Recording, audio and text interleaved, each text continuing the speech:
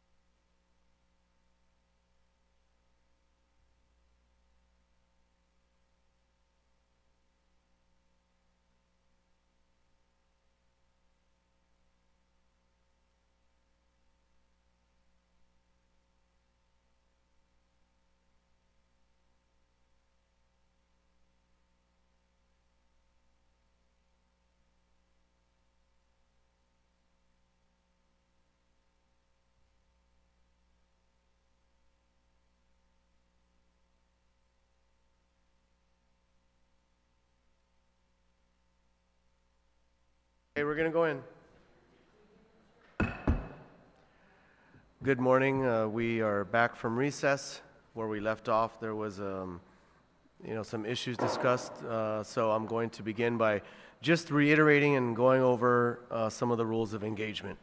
We are in the third round for amendments or comments. Senators are allotted 10 minutes per chapter to include your opening and closing remarks when proffering amendments. So just to be clear, that 10 minutes is both for your opening and closing, not 10 minutes on your opening and not 10 minutes on your closing, but combined your closing and opening remarks on proffering amendments will be limited to 10 minutes.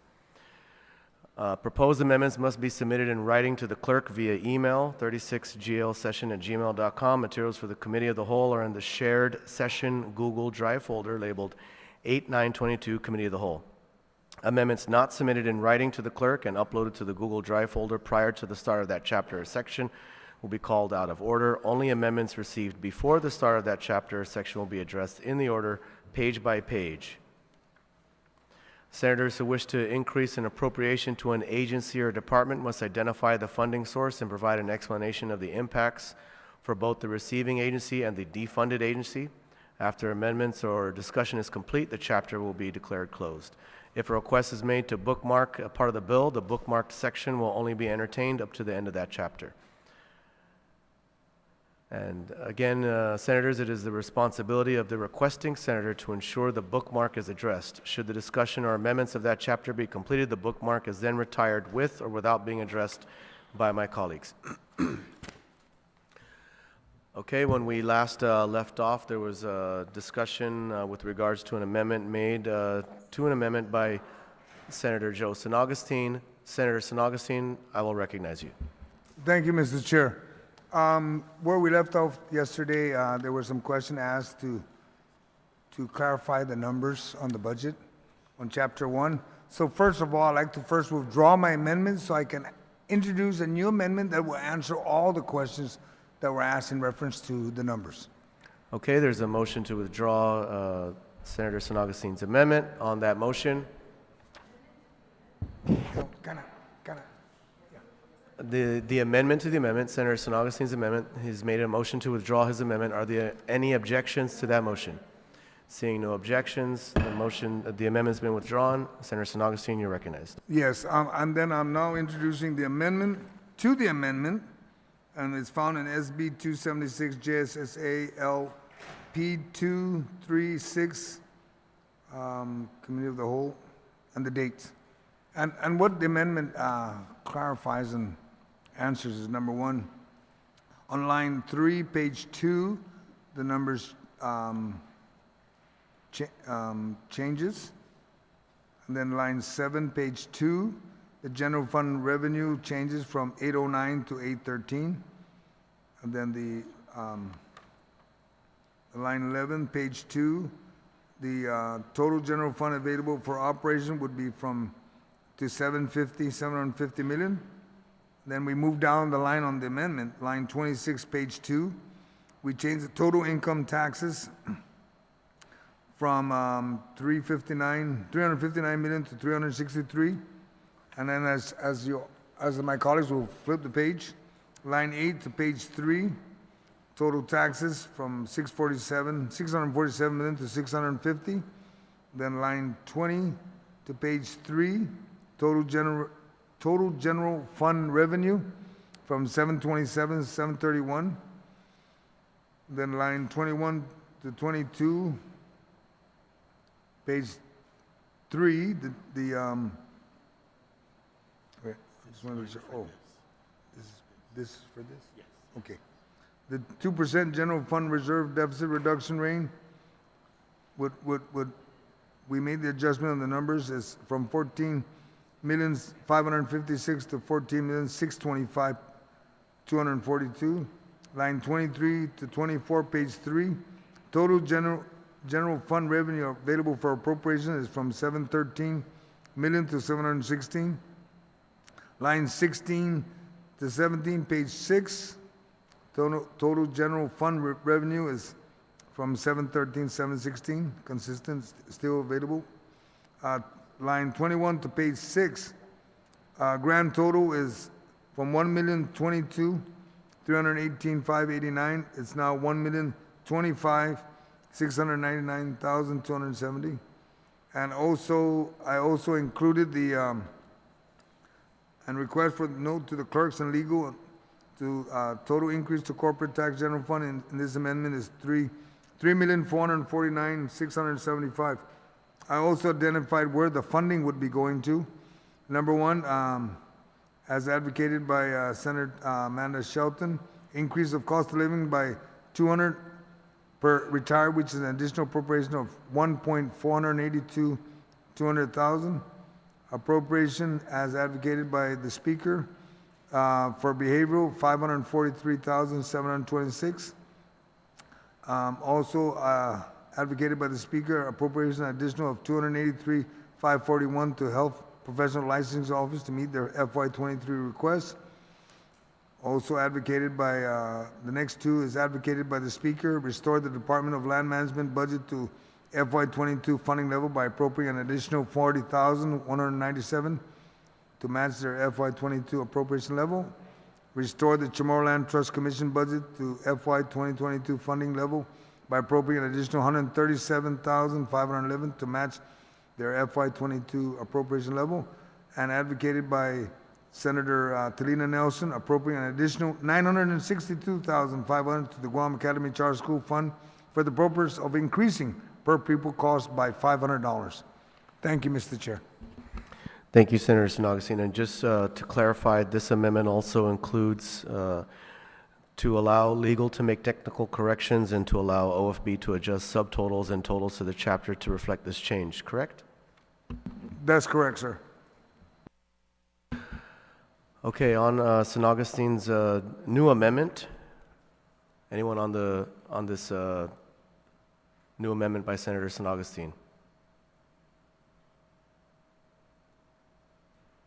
Senator Duenas, you're recognized.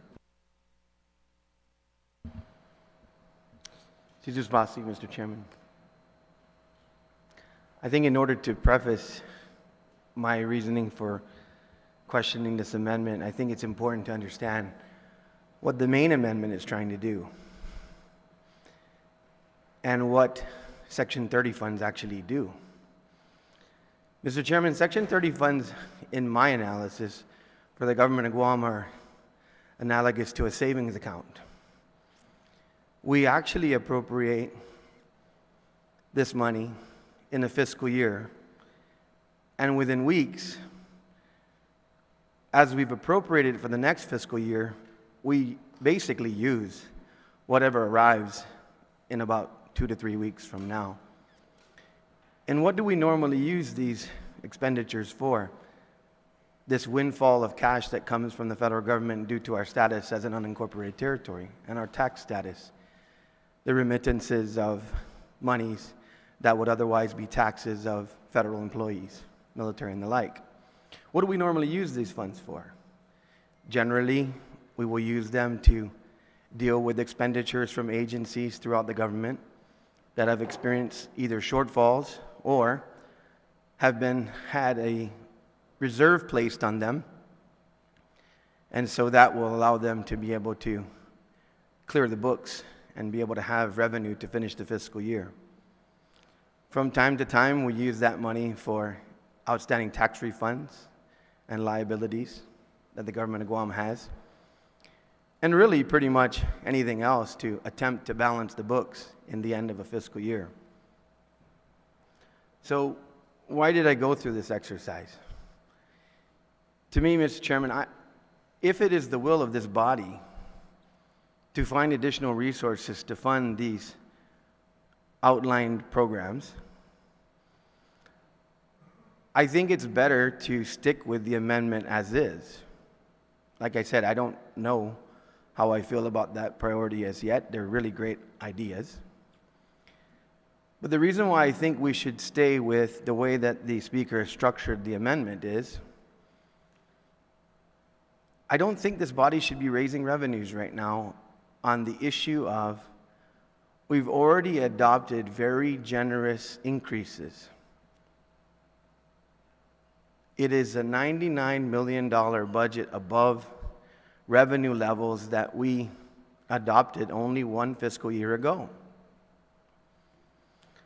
I think if we are going to set priorities for the governor of Guam to manage, it should be done on anticipated revenue that the federal government has already indicated to us should be available, because they have decided, after all of their review to date, that we don't have any outstanding obligations for the commitment that we used of these monies to pay for war claims.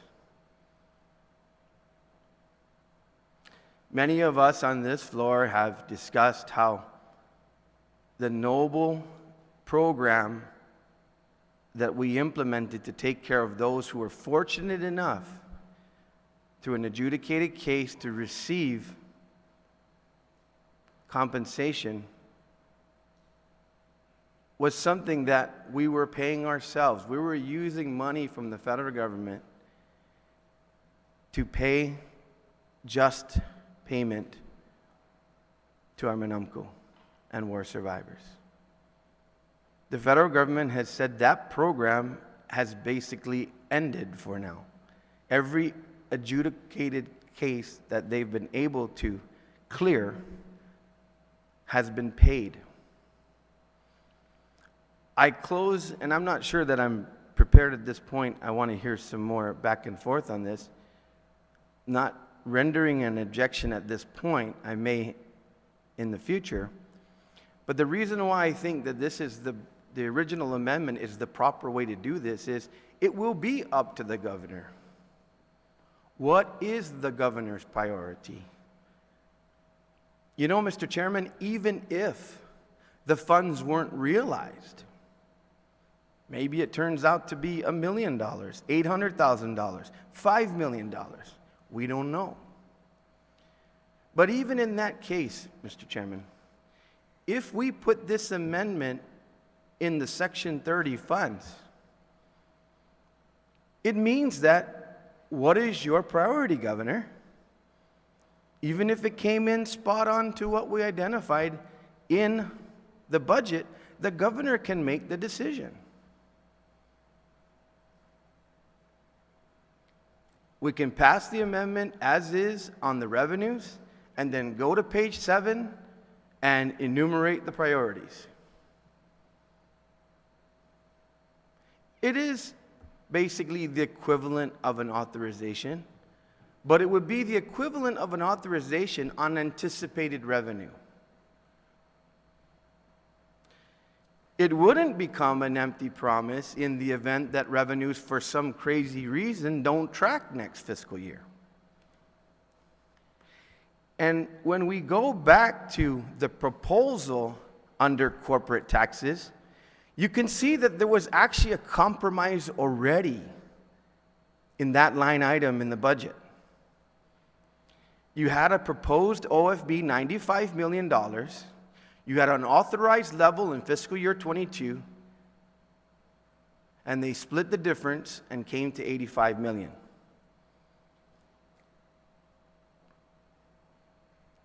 I would rather, if this is the will of the body, I would rather bank on those funds in a fund source that is, well, some people will say all money is fungible. That is fungible, if you will, because it is a fund source that basically you can select what your priority is. It's an a la carte funding source. I guess we're getting close to lunch, so I'm thinking about maybe going and doing a 1 choice, 2 choice, 3 choice, just a little humor attempt. But that's my point of view, Mr. Chairman, and I think that if this is the will of the body to accept these programs,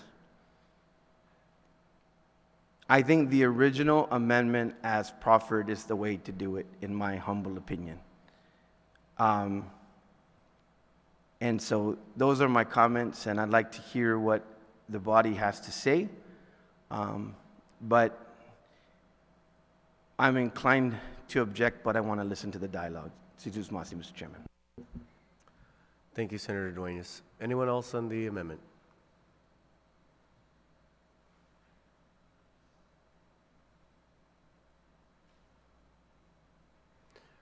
Anyone else on the amendment? If there's no one else who would like to speak on the amendment,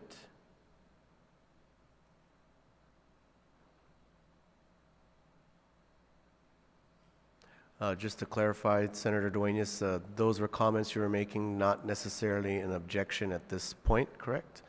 But you're determining whether or not after you hear some other comments and you'll decide whether or not you're going to make an objection. Is that That's correct? correct, Mr. Chairman. Just to clarify. Thank you. Okay, anyone else on the amendment? Senator Torres.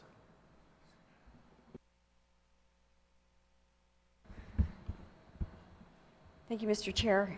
Yesterday, when the amendment to the motion was when the amendment to the amendment was proffered, there was a discussion by the proffer of the amendment to the amendment that his concern was the placement of the adjustment of revenue levels and the desire to properly place it in what he thought was an appropriate place. So at first it was the federal sources, the Section 30 funds, and then the shift in the focus became other areas that were not Section 30 funds. The income tax collections, I believe, is the area that's being adjusted now. So my main objection to this amendment is that if we were to address the main concern as originally proffered, the concern was to adjust the federal income tax collections under Section 30 funds, and that was what was proffered, to adjust that upward and then apply the additional collections to 3 or 4, 5 different areas where the proffer of the amendment thought, needed to be restored to their funding levels as requested. The concern I have with this amendment to the amendment is that it's a different animal. It's really not an apples to apples comparison. It's providing oranges where we're really talking about apples. And that's an oversimplification. But my objection is really on principle. I think that if we are to determine whether we are in favor of upwardly adjusting the federal income tax collections under Section 30 funds, and let that be the question to the body. Now it's another topic. So I think that while the good chairman decided to, of the OFB decided to make this type of concession, which is a good and noble conciliatory kind of approach, I think that it really is talking about something else, a funding source other than what was originally proffered in the TMT amendment. And so, with that, I think I would like to wage an objection, because I think if the question is, should we adjust the funds as originally proffered under Section 30 funds, then let that be the question for the body. And if there is an additional amendment that needs to be proffered later on to another section of revenue source, and let that be a separate amendment. So I believe that they're two different topics, and I would rather that we dispense of one before we entertain a totally different change. So that would be my objection to the amendment to the amendment.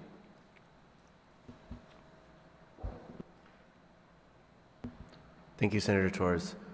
Anyone else on the amendment? Senator Nelson. Senator Nelson, you're recognized. Thank you, Mr. Chair. I too do agree with the previous speaker that my concern as well, we went from raising Section 30 funds, which is a completely different source of revenue and funding, and now we're raising, the amendment is to remove the Section 30 fund and the dollar amount to support specific areas and increase the corporate tax withholdings. And it is an apples to oranges comparison. I believe that this amendment is not really germane to the amendment that we had before us.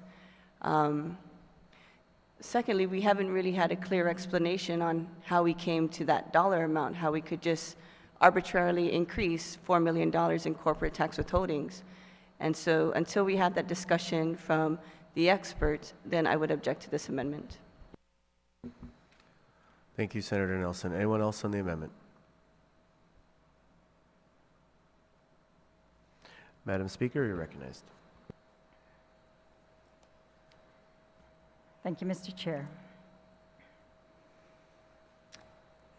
So the original amendment was to increase our revenue projections by $2.487 million, $2.4 million, in order to prioritize and make it very clear in this budget that is going to be passed by the legislature that we prioritize an increase in the cost of living allowance that was not in the substitute bill, and a detox appropriation to behavioral health, that we meet the budget requests of the Health Professional Licensing Office, and that we restore the FY2022 funding levels to the Department of Land Management and the Chamorro Land Trust Commission.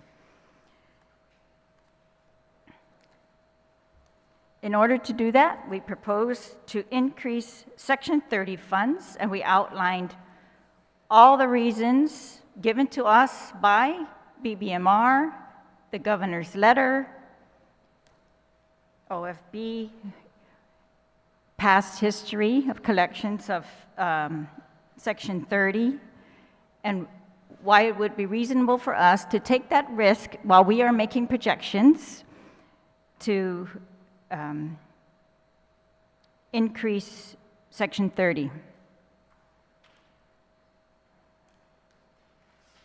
I have no objection right now to increasing corporate taxes based on information given to me by OFB, and during our discussions. BBMR predicted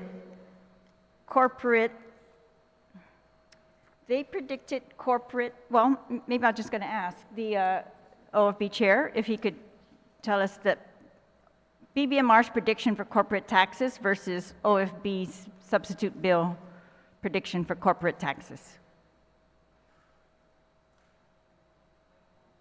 If the sponsor would yield.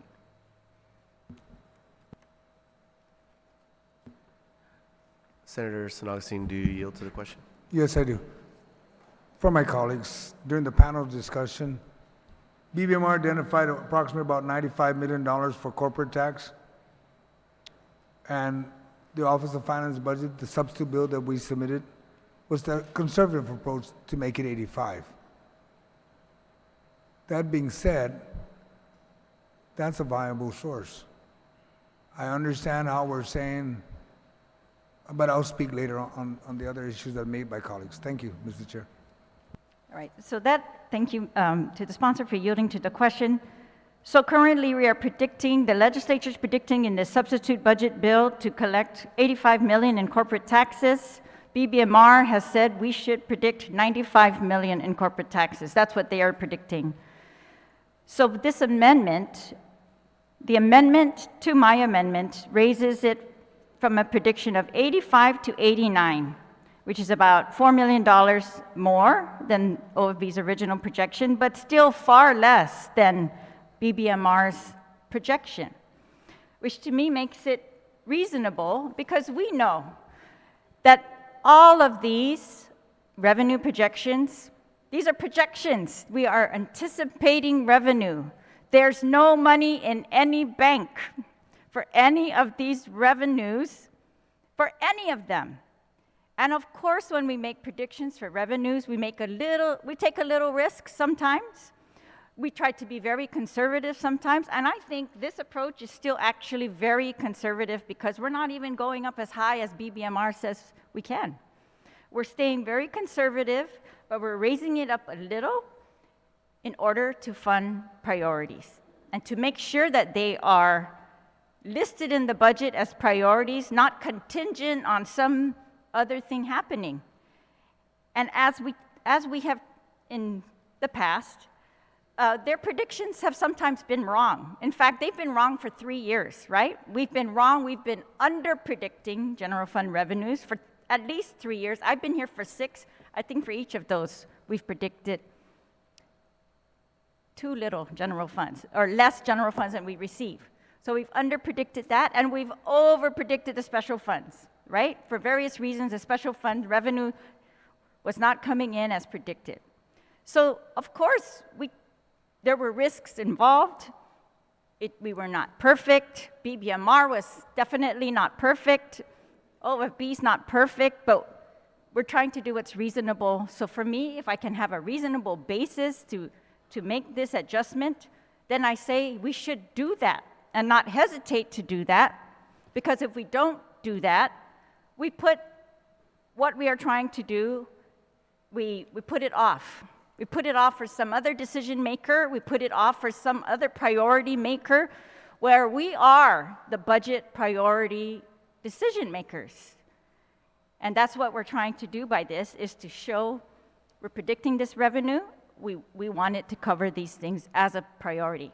And let me just talk a little bit about these priorities. So the number one, the largest amount of this is COLA, cost of living allowance.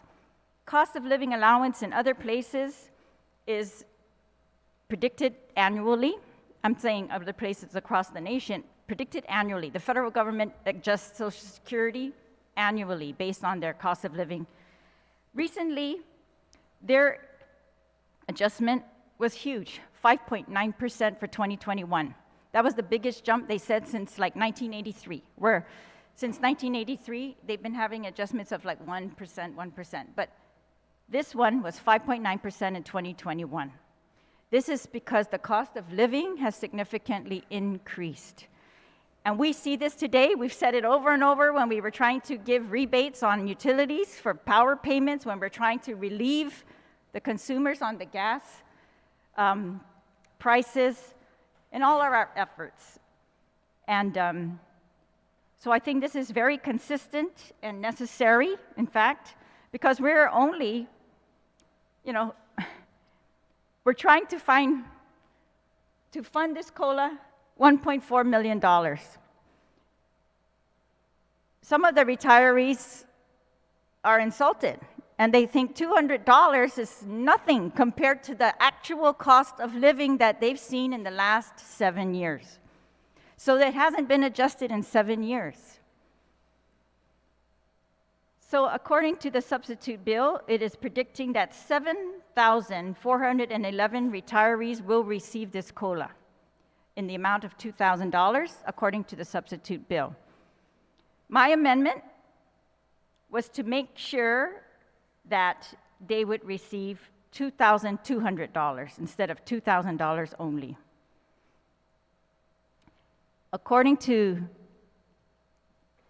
Paula Bloss at the Retirement Fund, there are 7,200 retirees whose annuity is under $40,000 a year in 2021.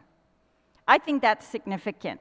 I think that's very concerning for us. Of course, that can be analyzed further, and we can get more details out of that, but if you just look at the raw data, 7,200 retirees out of the 7,400 retirees that are going to receive COLA, 7,200 of them are living on $40,000, unless they have other income.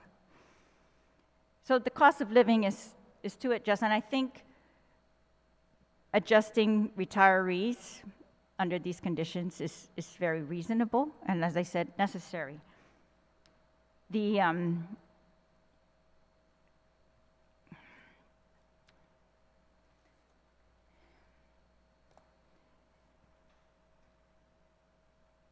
I did not make the predictions for the corporate income tax. Those were done by BBMR, those were done by OFB. And we all are pretty much relying on their predictions, and we adjust them for ourselves based on what other information we have. And when I'm proposing to adjust Section 30 originally, I also did that based on information that maybe was not even available to OFB when they put their substitute bill together, which was the letter that the governor sent recently to the federal government regarding Section 30. And we know Section 30 is, you know, how do they call it when they reconcile it later on? But this is the issue. We need to do this now because the payments for COLA, according to our statute and according to this bill, as it's in every budget bill, those are due by November 1st. So I think that we should not make some empty promise. We should put it down in writing. We should get it done today. We should not have another recess before we get it done. We should get it done today and let them know whether they're going to be receiving the extra $200 in November for COLA. And of course, if there's anything else that we can do to re-examine COLA, adjust it annually, or do whatever we need to do, then we should do that. But the funding source, if BBMR and OFB are comfortable with the funding source, I'm comfortable with that funding source, corporate income taxes. I'm very comfortable with the Section 30 funding source. And let's say we are wrong on any of these predictions, as we have been wrong on almost every special fund prediction over the last 3 years because of the changing economy. It's still okay. These retirees should still get paid. Even if we're wrong on our revenue projections, they should still get the COLA. We should still fund detox centers at behavioral health as they have requested. And we can do that, and the risk is low because the total amount of the adjusted amendment, the amendment to the amendment, my total amount was $2.4 million. The total new amount is, sorry, what's the 3.4? It's like 3.4 million. It's $1 more million. It's way below the governor's transfer authority capacity, that amount. It's way below the reserve capacity that they put aside. They reserve more than that. I mean, I'm saying BBMR, they are the cash managers. They will absolutely be able to manage that. And I think in this case, it's worth that small risk that we are going to take instead of putting the retirees on hold for anything else, and it should be done today. Thank you, Mr. Chair. Thank you, Speaker Talahi. Anyone else on the amendment? Okay, seeing no one else, there has been an objection to the amendment, but Senator San Augustine, you may close. Thank you, Mr. Chair. I'd just like to reiterate, and I understand my colleagues with their objection, and I thank for their support also. The reason why I introduced this amendment was because on the Section 30 funds, it's been known for more than 2 years that we paid off all the claims, war claims. It's also been, I've been also advised that the administration's been asking for the funds to increase from 74 to 76 to 80 million. So it's nothing new. So with that, that's why I pursued this amendment. It's a more viable source. Thank you, Mr. Chair. Thank you, Senator San Augustine. There has been an objection to the amendment proffered by Senator San Augustine. All those in favor of the amendment signify by raising your hand.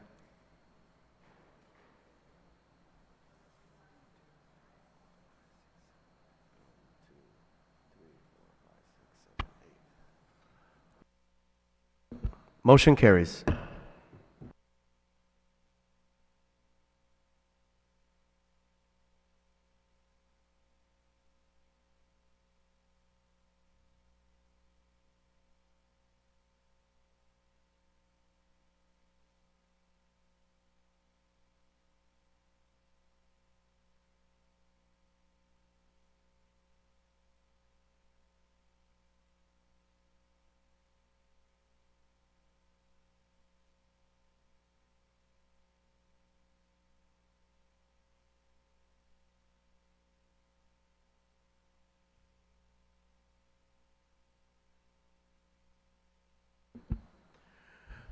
We'll take a moment's recess.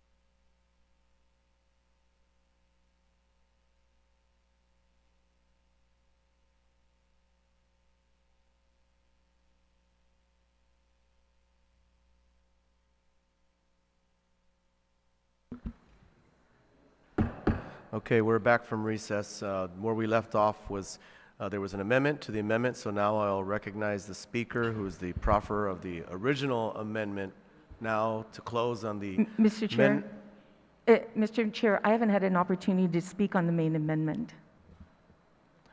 Okay, Okay. so we are back on the main amendment Right. as amended. If anyone would like to speak on the amendment as amendment, excuse me, if anyone would like to speak on the amendment as amended, Senator Taitigui, you are recognized. Thank you, Mr. Chair. Mr. Chair, we spent almost, a whole week with regards to revenues and revenue projections. You know, I've sat through every public hearing, mostly about 95% of all the public hearing for all the budgets for every agency. There's only probably about 2 other people who can say they sat through all the budgets.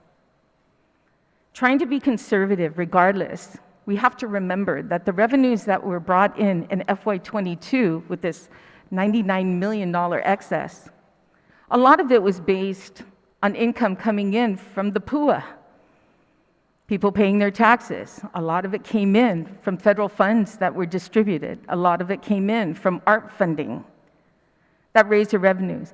Well, as we go into FY23, we're not going to be seeing any of that. We're not going to have a huge influx that we've had for the last couple of years. So I think now is the time to be even more conservative. This amendment raises the revenues, and then it says, but we're not guaranteed here that these revenues that are going to be raised are going to go to COLA or it's going to go to behavioral wellness, to land management. It's not guaranteed. We're just raising the revenues right now.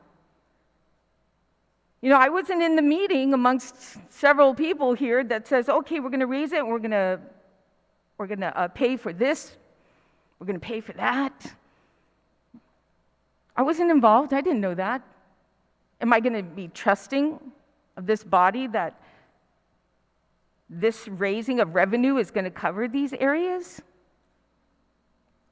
I'm sorry, I don't have that much trust. But I do have trust in being conservative to ensure that we don't go over appropriations. And if we do, what's been practice of this legislature is when there's excess revenue, then we adjust it. And we provide that funding that's real money to projects.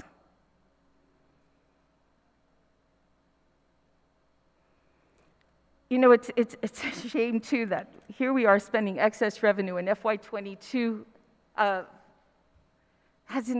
we haven't even finished the third, we got 3 more months to go. We haven't even finished the year and we're already spending that money. We are so trigger happy. And nobody is considering the fact that next year we're not going to have all that federal money come in.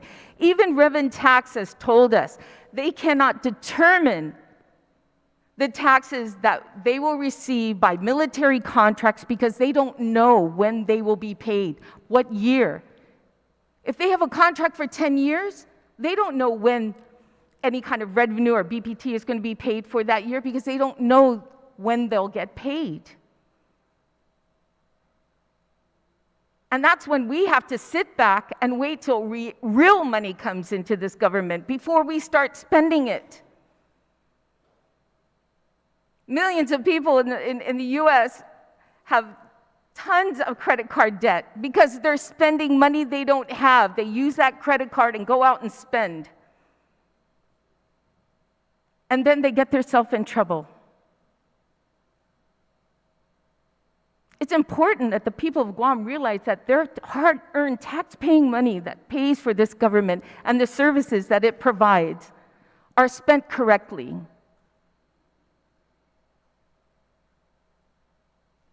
This increase in revenue is just an increase in revenue. You can't sit here and talk about paying for COLA, paying for public health, paying for anything else. It's just an amendment that says increase the revenues. That's what this amendment says. Increase the rev, period.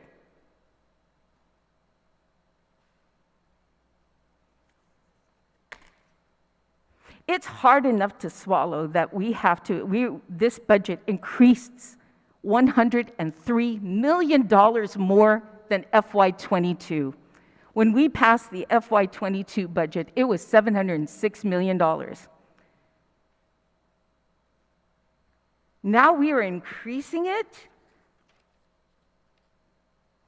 to an additional 3.4, which now looks like we are increasing the general fund. Now, let me go back. 706 is what we appropriated in FY22. FY23, now it's 813 million. That's over 103 million. That's almost $106 million. In 1 year. From year to year. I don't remember ever revenues being increased that much substantially.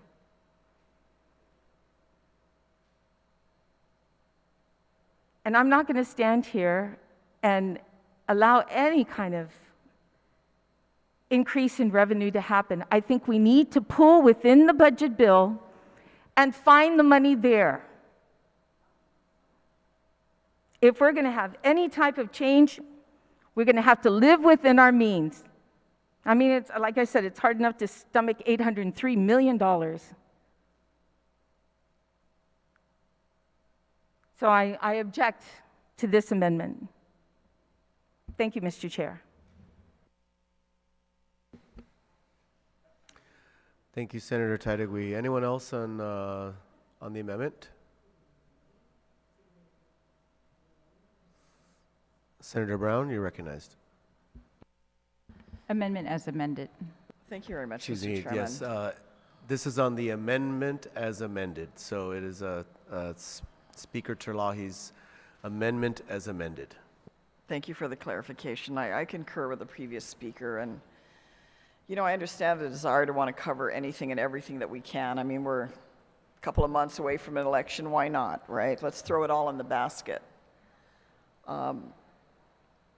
But I also echo the need to be cautious because we recognize that this immense cash infusion is here for a very limited period of time. And this budget is also proposing, with this amendment as well, to add on additional financial obligations to the people of Guam with a revenue stream that is very temporary in nature.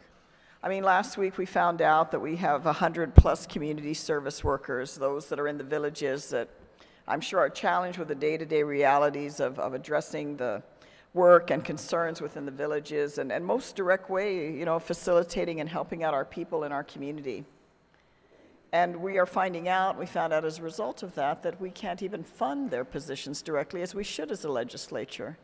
And now the mayors, of course, what else can they say? But we're sure the governor will find the money because they're obligated. What are they going to do? Say no, and maybe the funds don't get released so that the poor community service workers in the villages that probably have some of the toughest challenges in their day-to-day work won't get paid.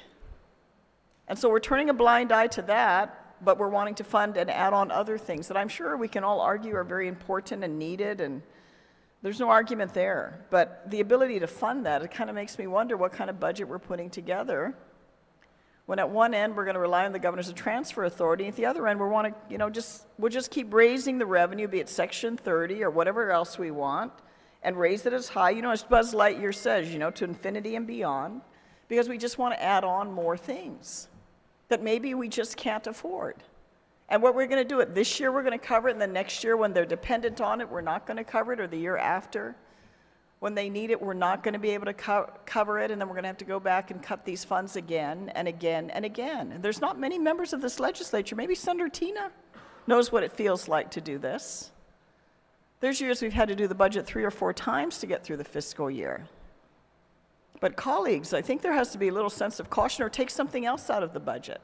But when we're putting on these large obligations, granted, we can all argue that they're important causes. I mean, who's going to sit and say that, our retirees are not important, our schools are not important, the list goes on. But if the solution is to just come back and keep raising the revenue, our revenue stream, and say that, well, everyone said, everyone's estimate, everyone's promised, well, you know, when the money's there and when the money's in the bank, then we can always come back. There's nothing to prevent this full-time legislature from coming back any day of the week and readdressing the budget when it needs to. We've done it many times before. This is not the one and only, you know, chance that we have to do it. And then at least we're being more responsible. At least we know the revenue stream is there and it's something that we can actually bank on. But with the enormous amounts of money that we are just, you know, swimming in at this point, and our endless need to want to appropriate everything under this, there's some things I will argue for that's an absolute need. Certainly accountability in the government, I would argue a need to increase funding for. But I just cautious our colleagues because I don't want to represent to the public that we're doing something really good when we at the other end are maybe doing something really bad, because it's more difficult after the fact to come back and say, oh, we're not funding this year, when they've already become dependent or expecting it. And that's the challenge that we have, because I don't foresee looking into the crystal ball, maybe it's my own little crystal ball here, that these revenue streams at these levels are going to continue. And yet we're looking at long-term obligations to the government by putting these things in place with the expectation the money's always going to be there, and I don't see it. I don't see that money is going to keep being there. And the fact that we just can't restrain ourselves from appropriating everything that we can and what we don't have, let's just raise the number. And hopefully it'll work out. And maybe it will for this year. But maybe not the year after and the year. Maybe for some colleagues, they don't have to worry, they're not going to be here. You know, that's such a normal process. Let some other poor soul worry about it. As long as I get reelected or get what I want, I'm fine. And I just don't think that's responsible leadership and responsible legislation. So while I recognize what is being put forth is important and probably very needed, at the same time, I don't think the solution to getting there is just to continue to raise our revenue stream to accomplish that. Thank you, Mr. Chair, for the opportunity to comment. Thank you, Senator Brown. Anyone else on the amendment as amended?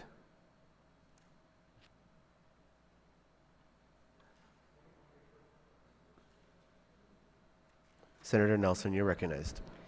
Thank you, Mr. Chair. I do share some of the same concerns that the previous speakers have expressed. Sorry. The challenge I see here in raising these type of revenues is the budget process is a long process. And we have debated this bill, we have worked with BBMR here on the floor, but also before we even came to this place in time, we were working with them outside of the session hall before this bill was made.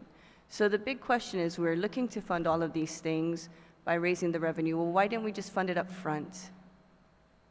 Why are we now negotiating this type of revenue when we could have funded it up front? Because we weren't certain that the money was going to be there. And just because we are projecting these types of changes and it's happened in the past, that doesn't mean that it's going to be consistent and happen again. We are recovering from a COVID-19 pandemic, which means we are a struggling economy right now. And so these are just some of the concerns that I have, that I cannot support this amendment. I support the intent. I want to make sure that the retirees get their COLA, but there are other avenues to get that. It doesn't have to be raising the revenue and putting this on the people's backs. Thank you, Mr. Chair. Thank you, Senator Nelson. Anyone else on the amendment as amended? Senator Duenas, you're recognized. Mr. Chairman, this has been an interesting exchange. I figured I would speak on the main amendment at this point to once again reiterate my position on why I was discussing the primary amendment, if it was the will of this body, as the proper place for it to be, if we were going to do it at all. I'm not going to vote for an amendment and vote against the main amendment. So what I'm saying is that I have no problem not voting for this amendment over the objection, but the purpose I wanted to go back to was, if it is a priority, the reason why I personally don't have a problem with it coming out of Section 30 is because if the money's not realized, it's up to the governor. I I don't know very many governors who wouldn't pay $200 more to COLA recipients. I don't know very many governors who won't see that it's proper to fully fund land management, particularly with their mandates. I was the director there before. And we can go down the line. But I'm over the objection. I'm not going to vote for the amendment. But I would have considered it under Section 30 because that's the true area where you have discretion. Once again, the reason why raising revenues in the general fund categories is a bad practice and being conservative is a better practice, which is the reason why we have almost $160 million in available monies, including windfalls of ACTC and EITC, and the list goes on. And why I've said even with some regard, this is somewhat conservative, even though I would like to be more conservative than the 99, but here we are. But if you raise Section 30 and it's not realized, and by the way, the talk about getting the payment out in November, Section 30 will be here in about 2 to 3 weeks. September, well in advance of the time. I know my time is up. I wanted to make the point, though, that the proper placement, if we were going to do it, is not to raise general fund revenues, but to raise discretionary funding. Thank you, Senator Duenas. Anyone else on the amendment as amended?